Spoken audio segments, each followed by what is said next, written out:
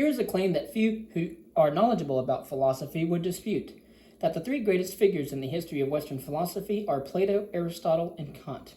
Other figures have high importance in the story, not least because of the influence they exerted on those who came after them.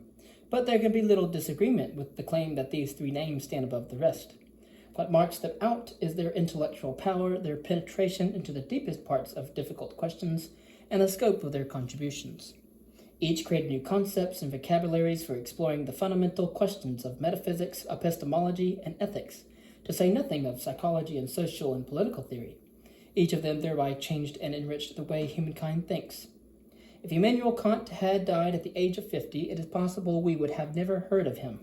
In the image of the Chinese saying, the orchard fears the singing of the tailor bird, but the chrysanthemum survives the frosts of autumn. He is a chrysanthemum, a later blossomer. Orchids bloom in spring, and by the time the tailor bird's song heralds the onset of summer on China's northern plains, their time is over. But the chrysanthemum endures. Indeed, most things came late to Kant. He did not have a salaried academic post until the age of 46. It was in the years after this, when he was at last able to give up lecturing for fees dependent on students he could attract, which meant lecturing on a wide range of subjects and interesting enough to get customers, that he could focus on writing his great works. The Critique of Pure Reason in 781, the Prolegomena to any future metaphysics in 1783, the groundwork of the metaphysics of morals in 1785, the Critique of Practical Reason in 1788, and the Critique of Judgment in 1790. For a short period after the first critique was published, no one seemed to take notice of it, because it is a challenging work and effort was required for its significance and implications to be understood. It seemed that the complexity of his views, his convoluted, indeed poor literary style, and the new terminology he invented to convey his ideas would be a permanent barrier to appreciation of his work. But then the Critique of Pure Reason was understood, and Kant became famous. There have been philosophical celebrities from time to time, think Bertrand Russell and Jean-Paul Sartre, for more recent examples, but Kant was a phenomenon among them. The number of visitors to his house became such a nuisance that he limited himself to appearing at his study door for a few moments each day to greet them with a wave before retiring into privacy again, like royalty. One day a visitor, a certain professor, having been denied admittance by the servant, forced his way into Kant's study, exclaiming, "I have traveled 160 miles to see and speak with Professor Kant," nearly a week's hard journey in those days. Soon Kant's ideas were being taught in most German universities, and most philosophy professors in them were Kantians. Kant's reputation traveled beyond the borders of Germany. The poet Coleridge went to Germany on purpose to learn about the critical philosophy, but comprehension of his views took longer. It was not until G.H. Lewes' biographical history of philosophy in 1846 that an intelligent appreciation of Kant appeared in English. In fact, Kant's first translator into English was a Scottish teenager called Michael John, a prodigy at languages, but now nowhere near equipped to render the critique into something intelligible. His practically unintelligible version was published in 1855. When at last a good translation was effected by Norman Kemp Smith in 1929, for a long time afterwards it was the standard English text. It was, relatively speaking, so clear that German students used it rather than reading the original. Kant was born in Königsberg in East Prussia in 1724. His family was of Scottish ancestry, an interesting point given Kant's remark that what first interrupted my dogmatic slumber was reading Hume's Inquiry Concerning Human Understanding. His father was a saddler, and both his parents were members of the Pietists, an inward-looking Protestant sect. He was educated at the Collegium before entering the University of Königsberg, where he read philosophy, physics, mathematics, and theology. He supported himself with private tutoring while a student, and for many years afterwards, among other things, lecturing to military officers on the science of fortification. He also became a privatizant at the university, an unsalaried teacher dependent on the fees that individual students paid if they took the courses he offered. He was at times so poor that he had to sell his books to pay his rent. Kant was polymathic, not only lecturing on a wide array of subjects, from mathematics to astronomy, via physics, geography, psychology, anthropology, natural law, in philosophy, but contributing to them. In astronomy, he anticipated the discovery of the planet Uranus, as Sir John Herschel acknowledged, and he figures in the Kant-Laplace theory, the origins of the universe, based on an application of Newton's principles. As the remark about Kant's ancestry implies, Königsberg was a city with extensive trading relationships through the Baltic and beyond. It was a city of many nationalities in the 18th century, among them a resident British community. Two of Kant's closest friends were English businessmen, J. Green and R. Motherby. They represented a cosmopolitan tradition in Königsberg that stretched back several centuries, as evidenced by the fact that English theater companies were touring there and elsewhere in Prussia, Poland, and the Baltic states in Shakespeare's day. Kant knew English, French, and the classical tongues and read widely in them all. He was famously a bachelor of regular habits, starting his walk so precisely at 4 p.m. every day that his fellow citizens said he was a more accurate timekeeper than the cathedral clock. Only once did he break his routine before being compelled to do so by old age. It was when he received his copy of Rousseau's Emile and could not put it down. There was just one picture hanging on a wall in his house, a portrait of Rousseau. His other intellectual heroes were the ancient authors Horace and Virgil, and the moderns Milton, Pope, and Hume. In the time of his celebrity, he was offered professorships at other universities, but he did not wish to leave Königsberg. Indeed, he never left Königsberg. He said that because the world came to Königsberg, he could travel without leaving home. In the last few years of his life, after the strenuous intellectual labors of the period in which he wrote his major philosophical works, he became mentally and physically frail. He was so thin that he found it painful to sit because no flesh insulated his bones from the chair. He was nearly 80 years of age when he died, attended to the last by his faithful servant Martin Lamp. There is a touching essay about Kant's decline and death by Thomas de Quincey entitled The Last Days of Kant, drawn from the memoir by Kant's friend and long-standing servant Martin Lamp. De Quincey's essay was published in 1827, showing how famous Kant was. De Quincey begins, I take it for granted that every person of education will acknowledge some interest in the personal history of Immanuel Kant. A great man, though in an unpopular path, must always be an object of liberal curiosity. To suppose a reader thoroughly indifferent to Kant is to suppose him thoroughly unintellectual.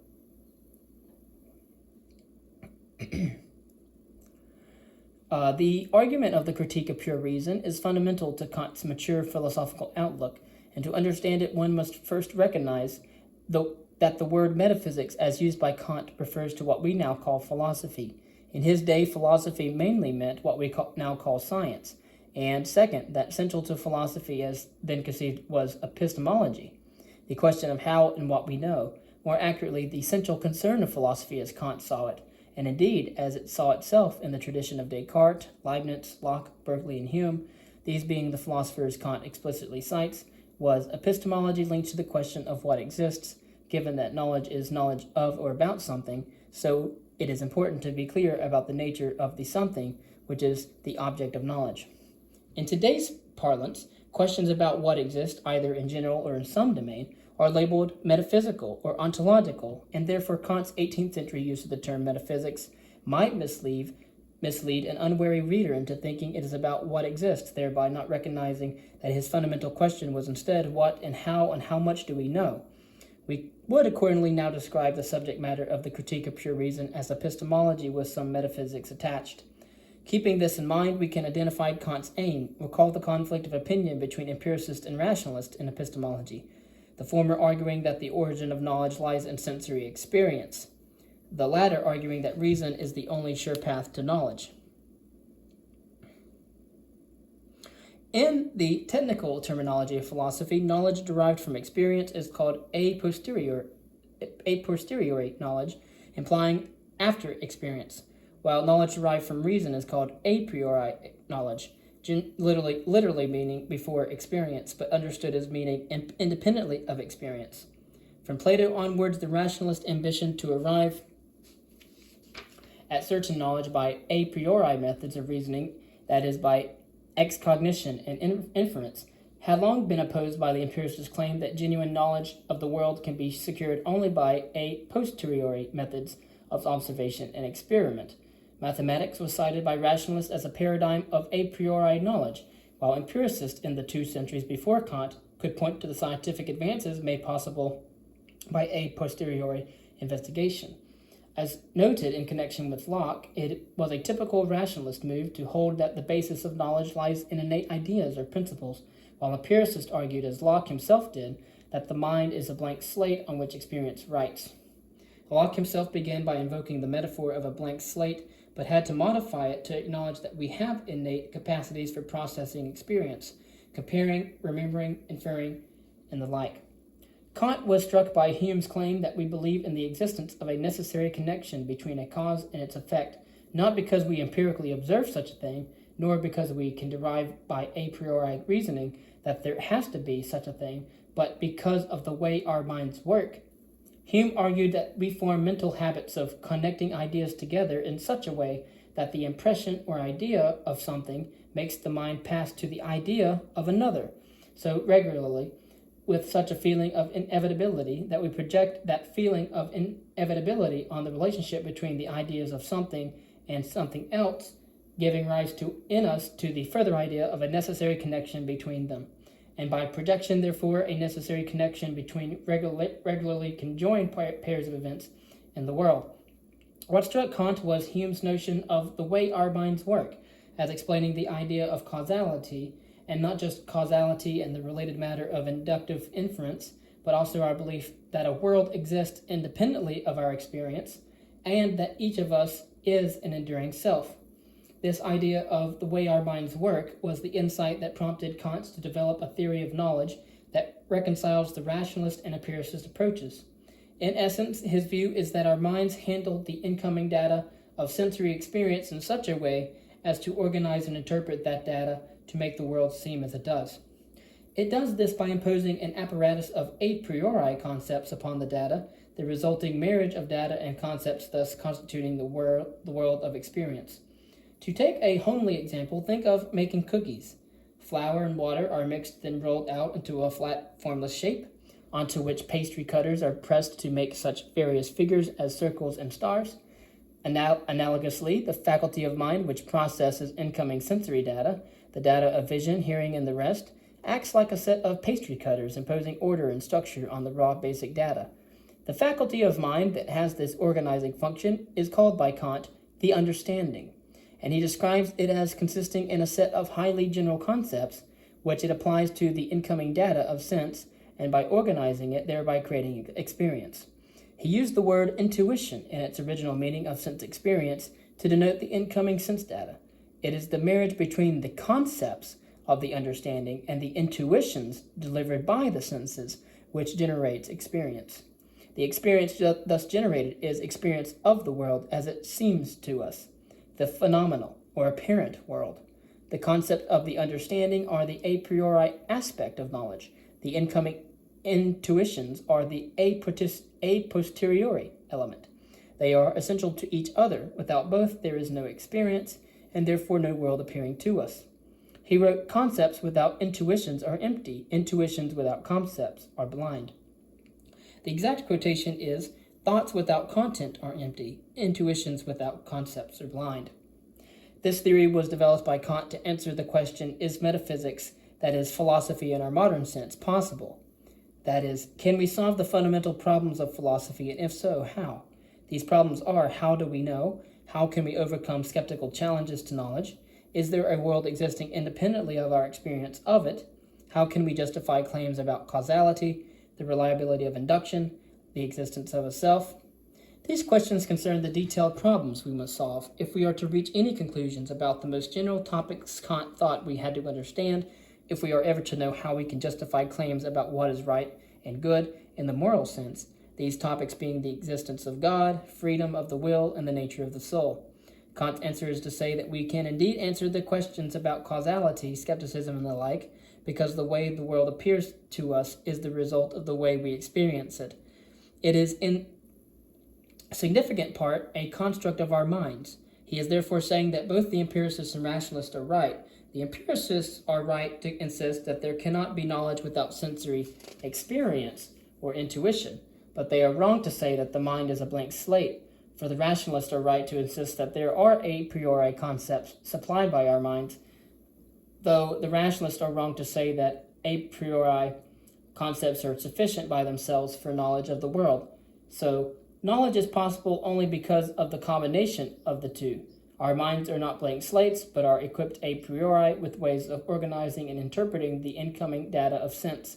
And the insoluble marriage between these two factors, intuitions and concepts, is what gives rise to our experience of the world as it appears to us, the phenomenal world. As the conception of a phenomenal world implies, however, we do not and indeed cannot know how the world is in itself. How the world is in itself, independently of being experienced by us, is unknowable, because inaccessible. We cannot circumvent our way of having experience so that we can, as it were, peer behind our experience to see what the unexperienced world is like. The world as it is in itself, Kant calls noumenal reality, and he says that all that can be said about it is that it is not like phenomenal reality. And here is a big problem. God, free will, and the soul lie on the noumenal side of the question. Does this conclusion mean that we cannot know or say anything about these subjects? If there are such things as God, free will, and the soul, they transcend in the sense of go beyond the boundaries of what the senses can tell us. We must therefore ask, where and what are these boundaries? What are the limits of reason's reach and competence?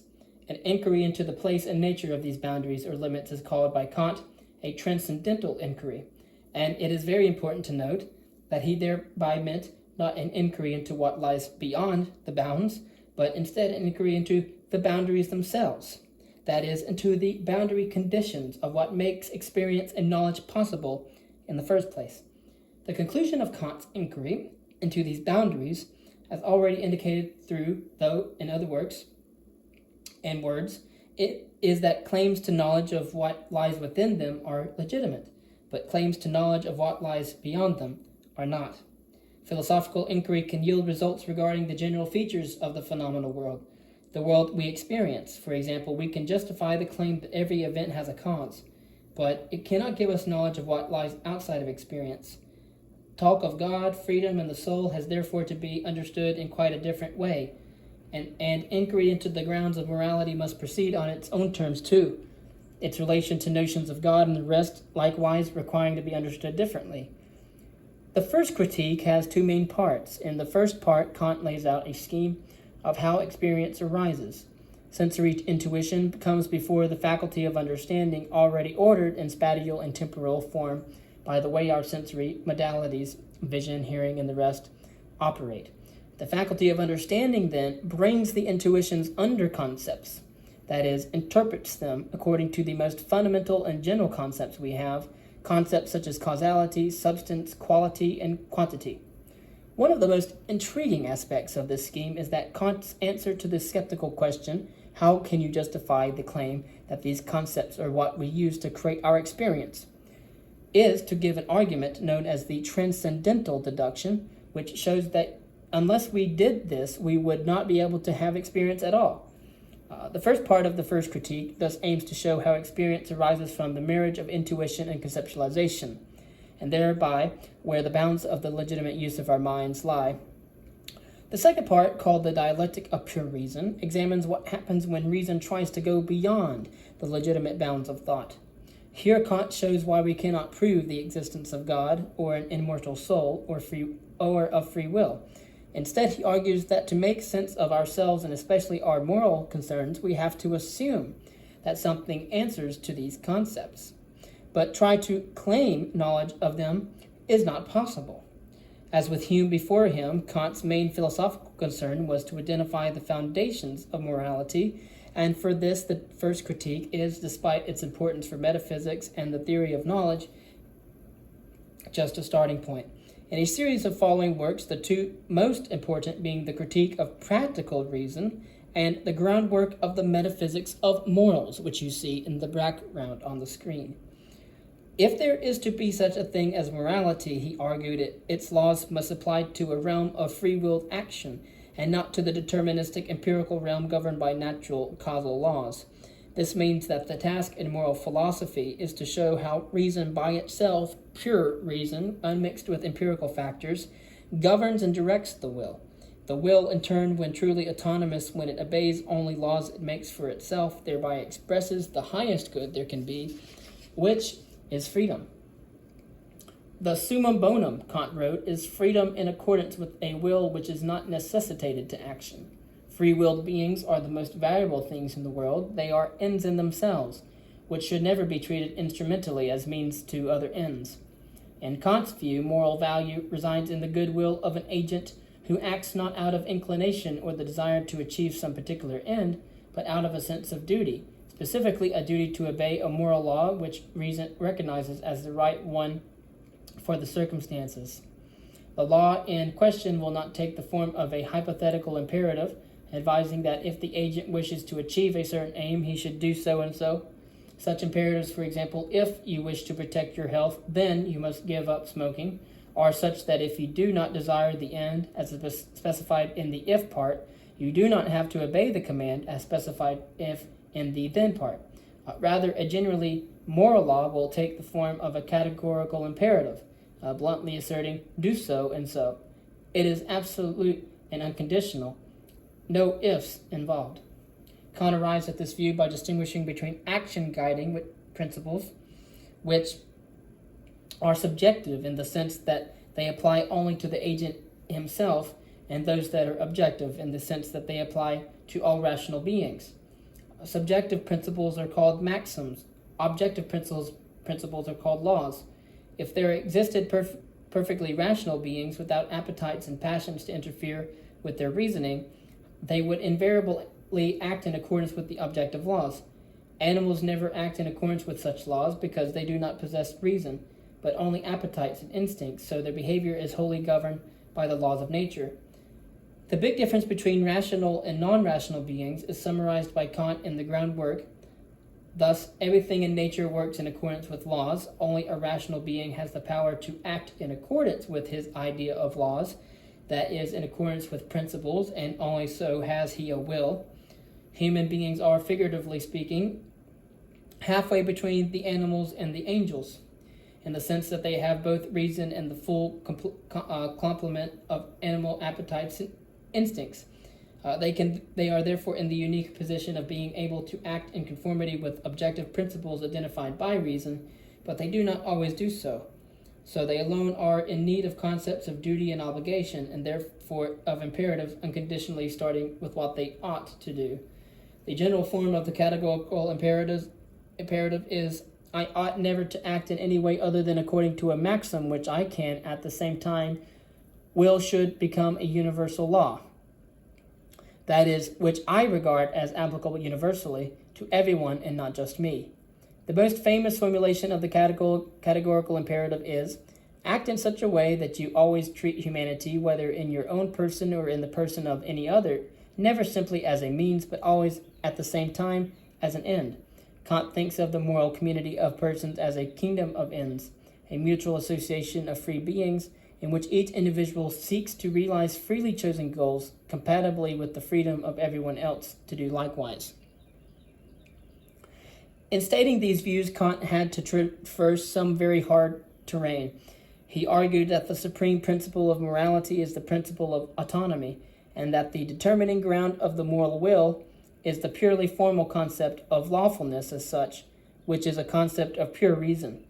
Kant claims that the very possibility of morality depends on there being free-willed beings who obey laws of reason they apply to themselves. He therefore had to give an argument to show that there is freedom, and he had to explain how laws can be valid just in virtue of their formal properties and not in virtue of what they enjoin.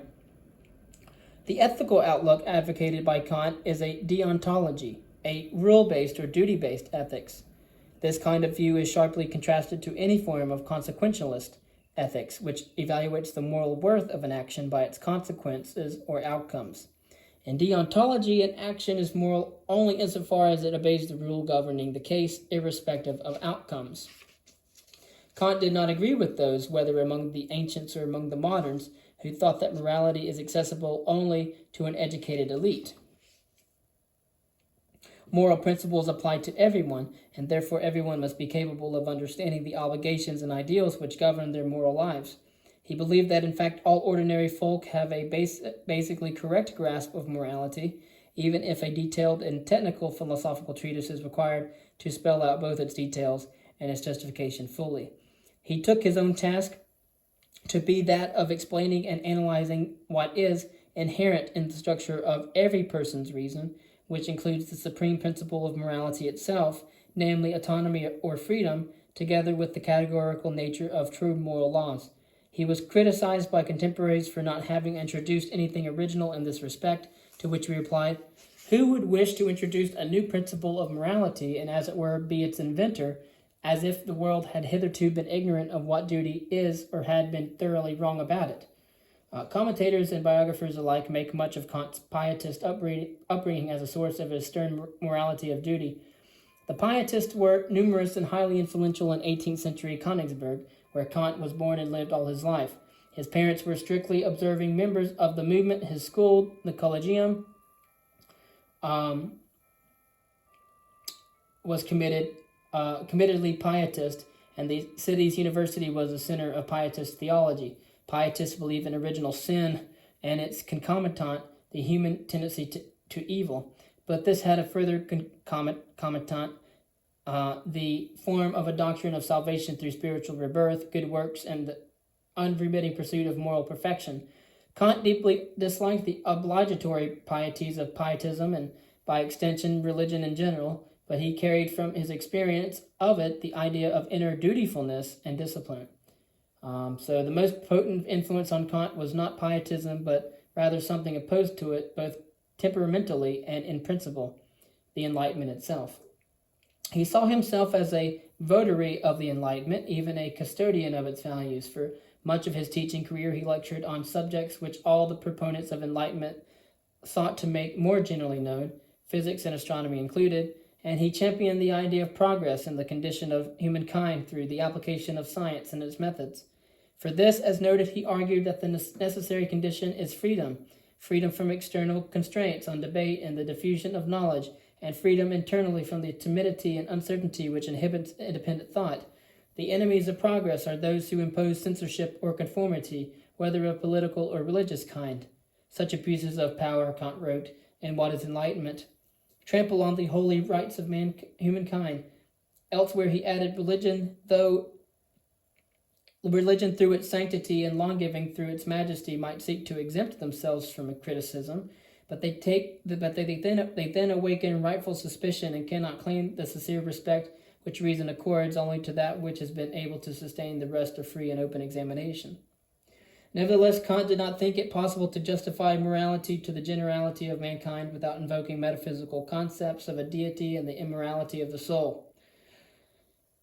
These notions, together with that of the freedom of the will, constitute a trinity of concepts which, although they cannot be proved to be valid, are useful, he says, for making sense of the practice of morality as a whole.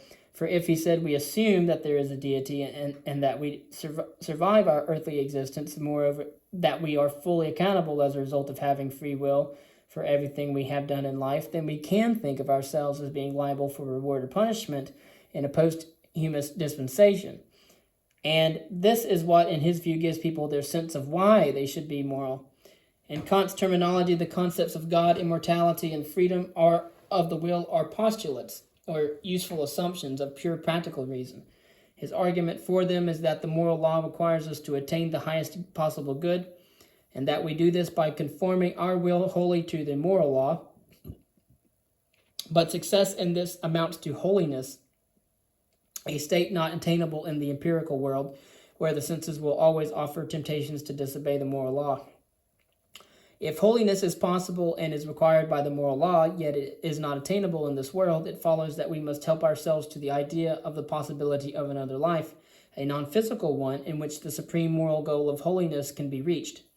Thus, Kant said the highest good is practically possible only on the suspicion of the immortality of the soul.